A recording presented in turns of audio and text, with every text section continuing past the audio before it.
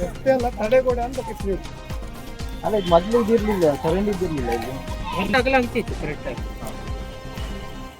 ಆ ಕಡೆ ಕಾಲುವೆ ಹೊಡ್ಕೊಟ್ರಿ ಸೈಡಿಗೆ.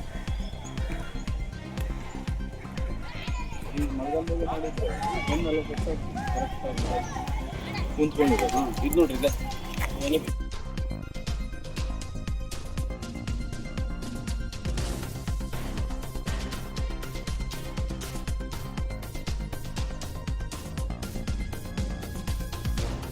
ಉತ್ತರ ಕೊಡುವುದಿಲ್ಲ.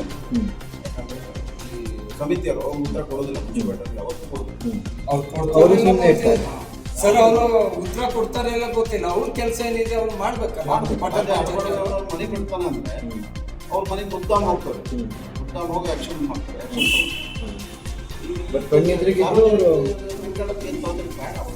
ದನಕರ ಹೊತ್ಕೊಂತ ಆ ಕಡೆ ಏನಾದ್ರು ಹೋಯ್ತು ಅಂದ್ರೆ ಪಾಪ ಕೆಳಗೆ ಅಷ್ಟೇ ಕ್ಲಿಯರ್ ಆಗಿಲ್ಲ ಅಂದ್ರೆ ಅದ್ರ ನಂತರ ನಾವು ಹೆಚ್ಚಿನ ಸಂಖ್ಯೆಯಲ್ಲಿ ನಾವು ಪ್ರತಿಭಟನೆ ಮಾಡ್ತೀವಿ.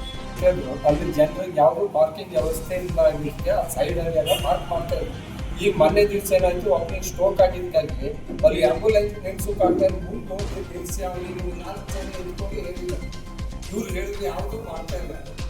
ಕೇಳಿ ಪಟೇಲ್ ಪಂಚಾಯತಿಯವರು ಹಾಕಿ ಉತ್ತರ ಕೊಡ್ತಾ ಇದ್ದಾರೆ, ಇಲ್ಲ ನಾವು ಮಾಡ್ತೀವಿ ನೀವು ಹೇಳಿ ನೋಡ್ರಿ. ಆಮೇಲೆ 4 ವರ್ಷದಿಂದನೂ ಇದನ್ನೇ ಮಾಡ್ತಾ ಬರ್ತಾ ಇದ್ದಾರೆ. ಅಂದರೆ ಯಾಕೆ ಹಂಗೆ ಮಾಡ್ತಾರೋ ಗೊತ್ತಿಲ್ಲ. ನಮ್ದೊಂದು ಚಿಕ್ಕ ಸಮಾಜ, ನಮ್ಗೆ ಯಾರಿಗೂ ಎಜುಕೇಶನ್ ಏನೋ ಯಾವ ಅನುಭವ ಇಲ್ಲ. ಈಗೇನೋ ಯಾವ ಮಾಡ್ತಾ ಹೋಗಿರ್ತಾರೆ. ನಮ್ಮಲ್ಲಿ ಯಾರೂ ಎಜುಕೇಶನ್ ಮಾಡೋದು ಅವ್ರಿಗೆ ಎದುರಿಸ್ಲಿಕ್ಕೆ ಆಗ್ತಾ ಇಲ್ಲ. ಅಧಿಕಾರಿಗಳೆಲ್ಲ ಏನು ಮಾಡ್ತಾ ಇದ್ದಾರೆ ಅಂದರೆ ಅವ್ರು ಏನು ಹೇಳ್ತಾರೆ ಅದನ್ನೇ ಫೈನಲ್ ಮಾಡ್ತಾ ಇದ್ದಾರೆ.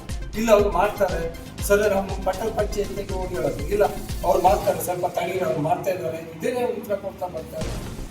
ನೀವು ಮತ್ತೆ ಪಟ್ಟಣ ಪಂಚಾಯತಿ ಹೇಳಿದ್ರ? ಅಲ್ಲ ಭಾಳ ಹೇಳಿದ್ವಿ, ಕಂಪ್ಲೇಂಟು ಮಾಡಿದ್ವಿ. ಇಲ್ಲ ಇದೇ ಸ್ಕೂಲ್ ಇದೆಯಲ್ಲ, ಸಸಿಭೂಷಣ್ ನಮಗೆ ತೊಂದರೆ ಆಗ್ತಾ ಇದೆ. ಈಗ ಎಷ್ಟು ಮನೆ ಇದು ಮೇನ್ ಏರಿಯಾ ಸರ್. ಇದು ಇಲ್ಲ ಅಂದ್ರೆ ಒಂದು 800 ಮನೆ ಇದೆ. ಮತ್ತೆ ಸ್ಕೂಲ್ ಇದೆ, ಸ್ಕೂಲ್ ಇದೆ ಸರ್. ಮೊನ್ನೆ ಸ್ಕೂಲ್ ಹುಡುಗರೆಲ್ಲ ಬಿದ್ದಿದ್ದಾರೆ. ಧರ್ಮಣ್ಣವ್ರು ಹೇಳಿದ್ದು ಸತ್ಯ. ವಿಷಯ ಏನಂತಂದ್ರೆ ಈಗ ಸ್ಕೂಲ್ ಮಕ್ಕಳು, ಸ್ಕೂಲ್ ಮಕ್ಕಳು ಗಾಡಿ ಎಲ್ಲ ವಾಹನ ತುಂಬ ತಿರುಗಾಡ್ತಾರೆ. ಅಲ್ಲಿ ಏನಾಗಿದೆ ಅಂತಂದರೆ ಗಾಡಿ ಪಾರ್ಕಿಂಗ್ ಮಾಡೋಕ್ಕೂ ಈ ಕಡೆಯಿಂದ ಒಂದು ಗಾಡಿ ಬಂದರೆ ಮತ್ತೊಂದು ಕಡೆಯಿಂದ ಗಾಡಿ ಪಾಸ್ ಆಗ್ತಾ ಇಲ್ಲ. ಸ್ಕೂಲ್ ಮಕ್ಕಳು ಸ್ಪೀಡಾಗಿ ಸೈಕಲ್ ತಗೋ ಬರ್ತಾರೆ. ತಕ್ಕ ಬಂದವಾಗ ಎಲ್ಲರೂ ಆ ಕಂಪೌಂಡ್ ಕಟ್ಟಿದ್ದಾರೆ, ಕಾಂಕ್ರೀಟ್ ರಾಡ್ ಹಂಗೆ ಇಟ್ಟಿದ್ದಾರೆ. ಅಲ್ಲಿ ತನಗಿನ ಜುಸ್ತು ಅಂದ್ಬಿಟ್ಟು ನಾಳೆ ಪ್ರಾಬ್ಲಮ್ ಆಗುತ್ತೆ. ನಾಳೆ ಆ ಮಕ್ಕಳಿಗೆ ಯಾರು ಪರಿಹಾರ ಕೊಡೋದಿಲ್ಲ. ನಾನು ಹೇಳಿದ್ರೆ ರೆಸ್ಪಾನ್ಸ್ ಮಾಡ್ತಾ ಇಲ್ಲ. ತುಂಬ ಸಮಸ್ಯೆ ಆಗ್ತಾ ಉಂಟು. ಅದಕ್ಕೆ ನಿಮ್ಗೆ ಕೆಲಸ ನನ್ನ ವಿಷಯ ಇದೆ ಅಂತ ಹೇಳ್ತಾ ಇದ್ದೀನಿ. ನಾವು ಏನು ಕ್ರಮ ತಗೊಂಡಿಲ್ಲ ಅಂದ್ರೆ ಸರ ನಾವು ಪ್ರತಿಭಟನೆ ಮಾಡ್ತೀವಿ. ಹೆಚ್ಚಿನ ಸಂಖ್ಯೆಯಲ್ಲಿ ನಾವು 280 ಜನ ಇದ್ದೀವಿ. ರವೀಂದ್ರ ನಾಗರಿಕ ರಕ್ಷಣಾ ಸಂಘದಲ್ಲಿ ನಾವು ಅಷ್ಟು ಸೇರಿ ಹೆಂಗಸರು ಸಮೇತ ಸೇರಿ ಪ್ರತಿಭಟನೆ ಮಾಡ್ತೀವಿ. ಇದು ಕೂಡಲೇ ಇವರು ಮೇಲಧಿಕಾರಿಗಳು ಇದು ಏನು ಕ್ರಮ ತಗೋಬೇಕು. ಆ ಸರಿ ಎಲ್ಲ ದಾರಿ ಪುಸ್ತಕ ಎಲ್ಲ ರೋಡೇ ಬ್ಲಾಕ್ ಮಾಡಿದ್ದಾರೆ. ನೋಡ್ರಿ, ಸಾಮಾನ್ಯ ಮನುಷ್ಯ ಯಾರಾದ್ರೂ ಈಗ ಒಂದು ಮನೆ ಕಟ್ಟಲಿಕ್ಕೆ ಕಟ್ಟಿ ಕಲ್ಲು ಇಳಿಸಿದ್ರೆ ಒಂದು ತೆಗಿಸ್ತಾರೆ ಸರ್. ಅಲ್ಲಿ ರೋಡ್ ಮೇನ್ ರೋಡ್ ಸರ್. ಇದು ಪಟ್ಟಣ ಪಂಚಾಯತ್ ನೋಡೇ ಇಲ್ವಾ ಇಷ್ಟು ದಿವಸ ಆಯ್ತು.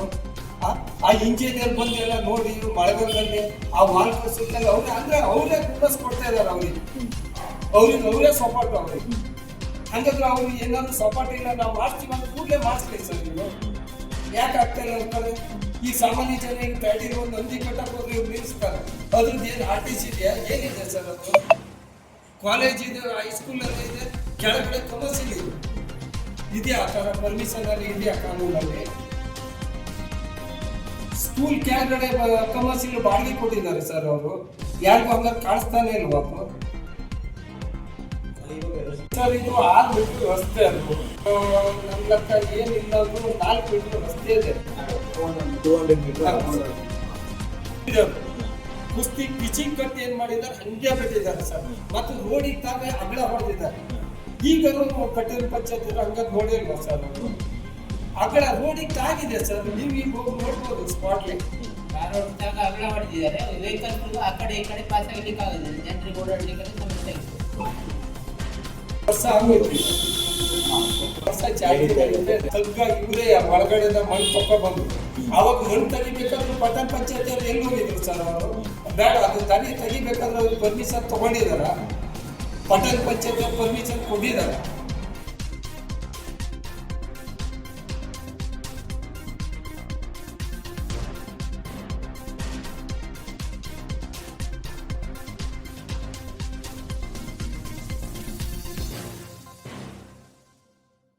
ವೀಕ್ಷಕ ಮಹಾಪ್ರಭುಗಳೇ, ನಮ್ಮ ಚಾನಲ್ ಅನ್ನು ಸಬ್ಸ್ಕ್ರೈಬ್ ಮಾಡಿ, ಶೇರ್ ಮಾಡಿ, ಪ್ರೋತ್ಸಾಹಿಸಿ.